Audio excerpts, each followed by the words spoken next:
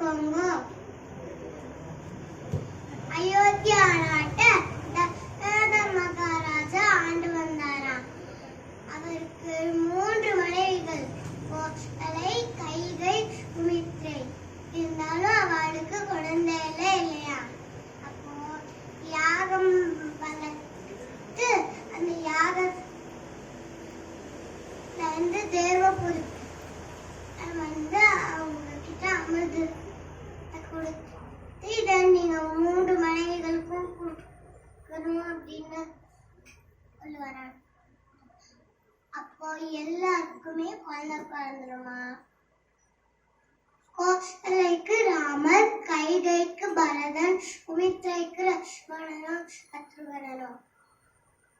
ஒரு நாள் அப்படி விஸ்வாமித்திரன் வந்து ராமையும் லட்சுமணையும் பாதுகாப்புக்கு கேட்கிறாராம். ராஜா பயந்தே போயிட்டார். முனிவர் கேட்கிறாரு அப்படின்னு சொல்லிட்டு வேற வழி இல்லாம அனுப்பிக்கிறார். அங்க 7வது நாள் தாடகை வதம் நடக்கிறது. அங்க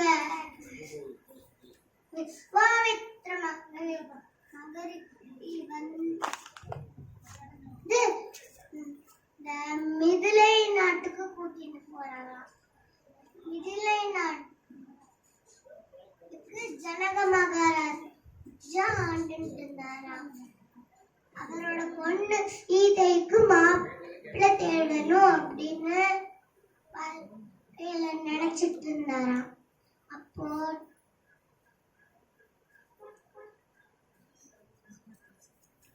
இவதானும் யாரு உடைக்கிறாங்களோ அவங்களுக்கு தான் என்னோட பொண்ணு அப்படின்னு ஒரு போட்டி வச்சிருப்பாராம். யாரால கூட அது தூக்கவே முடியலாம். ராமர் வந்து இடது கையால உடைச்சு இடது கையால தூக்கி வலது கையால உடைச்சிட்டாராம். அப்போ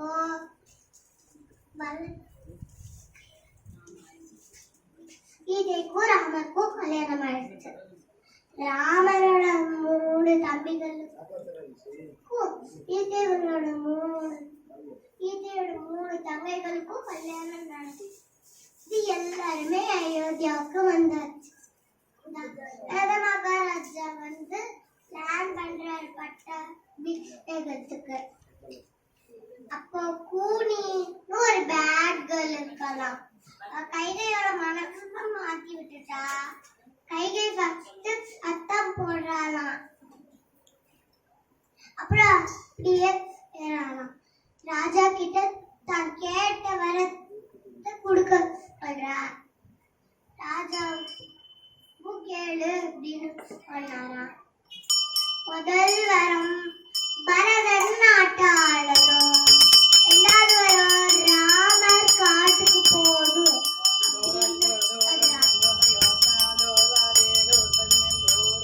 ராஜாவுக்கு என்ன தெரியல. ஆனா ராஜாக்கள் எல்லாருமே கொடுத்த வாக்க காப்பாத்தி தான் ஆகணும். வழி இல்லாம போயிடுச்சாங்க. லட்சுமணனும் சீதையும் கூட கிளம்பியாச்சு. 3 பேருமே கிளம்புறாங்க. அப்போ சித்திரக்கூடத்துல இருந்தாங்க. அடுத்து பஞ்சவட்டிக்கு மாறாங்க. அங்கதான் ஊர்பனகை நகைய சந்திக்கிறாங்க. ஊர்பனகையோ ராமரை பார்த்து அழகுல மயங்கி கல்யாணம் பண்ணிக்கணும்னு சொல்றாங்க. எனக்கு எல்லாம் திருமணம் ஆயாச்சு. உன்னைனால கல்யாணம் பண்ணிக்கவே முடியாது அப்படின்னு ராமன் சொல்லிட்டாராம். அப்போ ஊர்பனகைக்கு கோவம் வந்துருச்சான். ராவணன் கிட்ட போய் போறா.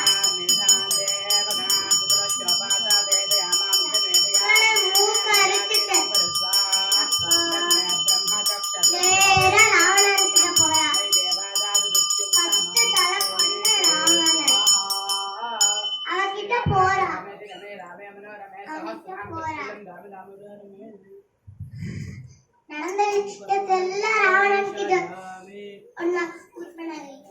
அப்போ ராவணன் வந்து மாரீச்சனை அனுப்பி வைக்கிறானா. அவன் வந்து அங்க மன மாறி அதை பார்த்து மயங்கிட்டானா. ராமர் கிட்ட அந்த மானை பிடிச்சு தர கேட்டானா. அப்போ ராமர் இதை கேட்கிறாளே அப்படின்னு சொல்லிட்டு போறாரா.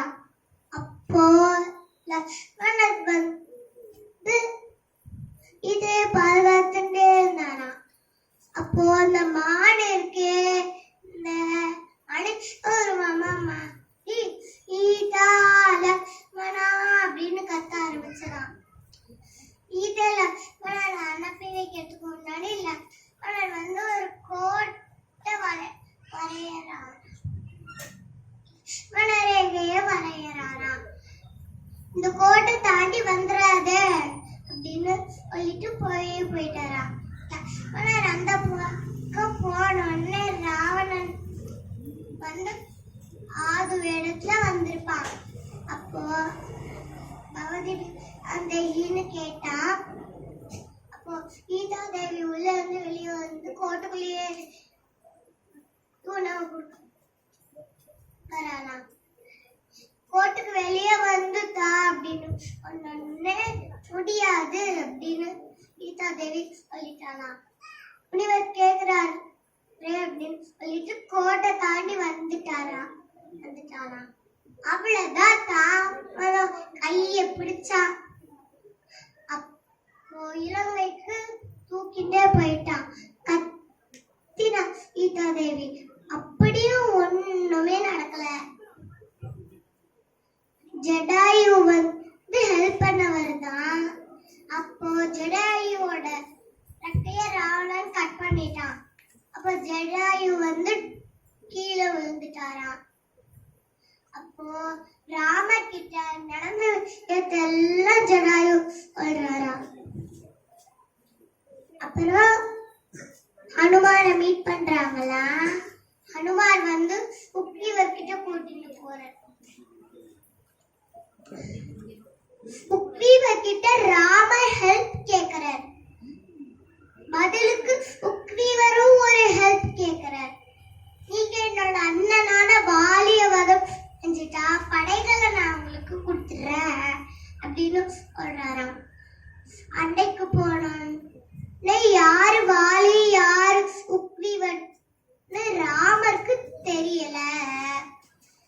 வாலின்னு நினைச்சு சுக்ரீவர் மேல அம்பேரி என்ன அப்படின்னு சொல்லிட்டு ராமர் அன்னைக்கு அம்பே ஏதல. அன்னைக்கு சுக்ரீவருக்கு அம்மா அடி. வீட்டுக்கு வந்து கேட்ட சுக்ரீவர் இல்ல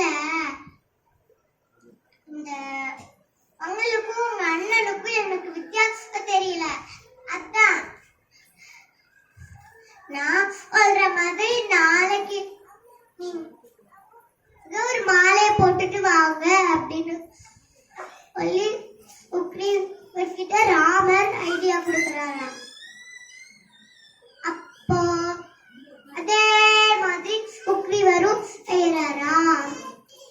அப்போ அவரால யார் சுக்ரீவர் யார் வாலின்னு தெரியும். எப்படின்னா மாலைய வச்சு. அப்போ வாலிய வதம் செஞ்சாச்சு. ஆனா வாலிக்கு எதிரில அண்டை போட்டா எதிராளிகளோட பாதி பலம் வாலிக்கு வந்துடுமா. அதனால ராமர் மறைஞ்சிருந்து வாலிய தாக்கிட்ட. அப்போ வாலி வந்து நீரெல்லாம் ஒரு உங்க அப்பா இப்படிதான் உனக்கு சொல்லி கொடுத்தாரா அப்படின்னு சொல்லி கேட்பாரா. கரெக்ட் தான், பின்னாடியில இருந்து தாக்கவே கூடாது. ஆனா நீ செஞ்சது கரெக்டா. உன்னோட தம்பி நாட்டை விட்டு விரட்டிட்ட.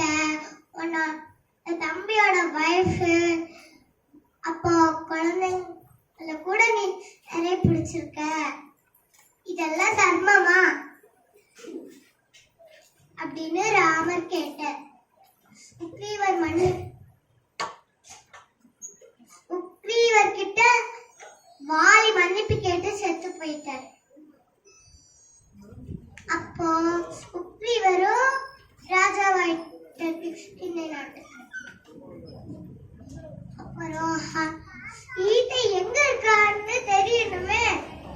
அதுக்கு ஹனுமான் வந்து ராமகிட்ட இருந்து மோதிரத்தை வாங்கிட்டு போய் ஈட்டைக்கு கொடுக்குறாரு.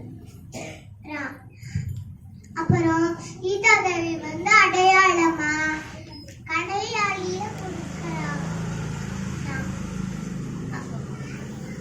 சீதா தேவி வனத்துல பாதுகாப்பா இருக்காங்களாம். ராவணனை பார்த்துட்டு வந்துடலாம் அப்படின்னு சொல்லி ஹனுமான் வேணும்னே ராவணனை பார்க்க போன. ராவணன் வந்து ஹனுமாரோட வால்ல தீ வச்சு விட்டுட்டான். ஹனுமான் குமார் இருப்பாரா? மாட்டார். அவர் வந்து ஃபுல்லா இலங்கைய இது பண்ணிட்டார், நெருப்பு வச்சு விட்டார். சீதா தேவிக்கு ஆச்சோ அப்படின்னு போய் பார்த்தா சீதா தேவிக்கு ஒண்ணுமே ஆகல. அப்போ சீதா தேவி கிட்ட விடை பெற்றுட்டு ஹனுமார் போயிட்டார். கண்டே சீதையை அப்படின்னு சொல்றாங்க. ஈட்டைன்னு ஆரம்பிச்சா ராமர் வந்து பயந்துருவார். அதுக்காக கண்டே சீதையை அப்படின்னு சொல்லியாச்சு. ராமர் கிட்ட எப்பயோ அனாகதி அடைஞ்சிட்டார். பாலம் கட்டுறாங்க. லங்கையில தான் இருக்கான்னு தெரிஞ்சது. ஆனா ஹனுமாரால மட்டும்தான் பறக்க முடியும். இது யாராலையும் பறக்கவே முடியாது. அதுக்கு பாலம் கட்டணுமே. பெருமான் பூஜை செஞ்சு அமுத்திர தேவன் கிட்ட வேண்டிக்கிறாங்க. அமுத்திர தேவன் ஐடியா கொடுக்கிறார்.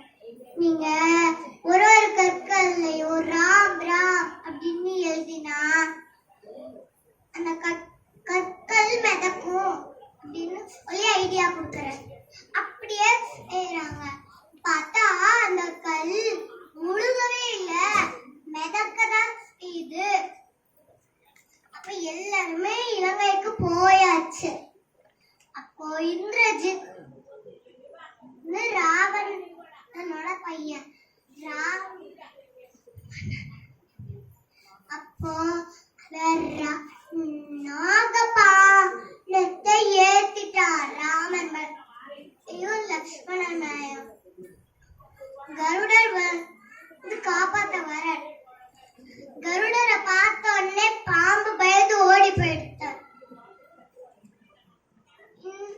ராவணன் கிட்ட ராமர் வந்து இன்று போய் நாளை வா அப்படின்னு சொல்லி அனுப்பிச்சு விட்டுட்டார்.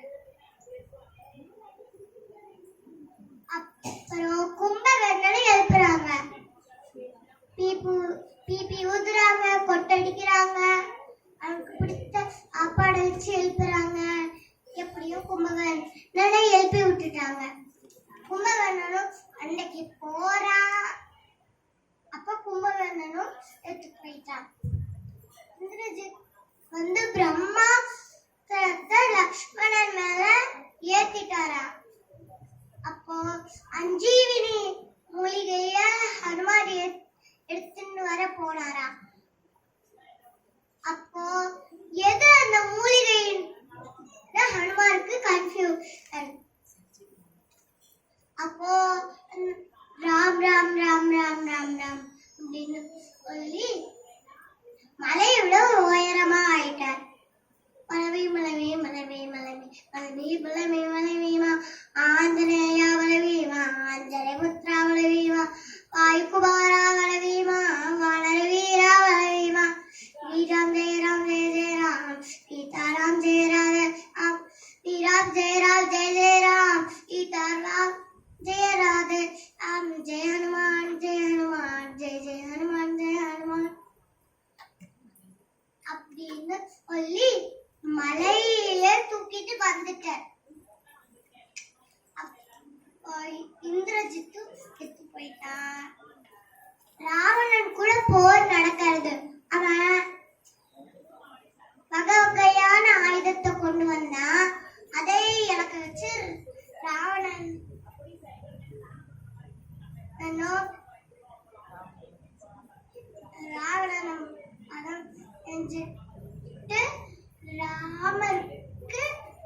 அபிஷேகம் நடந்தது. சீதாபதி ராமச்சந்திர கி ஜெய். இந்த கால கலியுக அந்த காலத்துல சுவாமி அடையிறது ரொம்ப கஷ்டமா. இந்த காலத்துல அப்படி எல்லாம் இல்ல. ராமநாமம் சொன்னாலே போறோம். அதுதான் சொன்னா நம்ம பாவமெல்லாம் வெளியே போயிடும். பவுல இடத்துக்குள்ள இன்னும் வாய முடியும். அதான் ராமன் அப்படின்னு வரும். அதான் ராமநாமத்தோட மகிமை. ராமநாமம் சொல்வதே கலியில் கத்தியாம். அதையும் மறந்தால் அதோ கதியாம். ராம ராம ராம ராம ராம ராம ராம ராம்.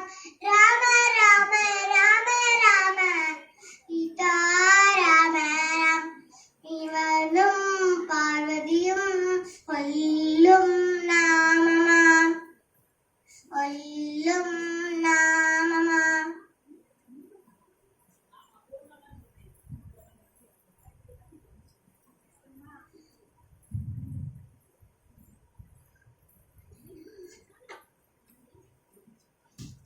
நன்றி.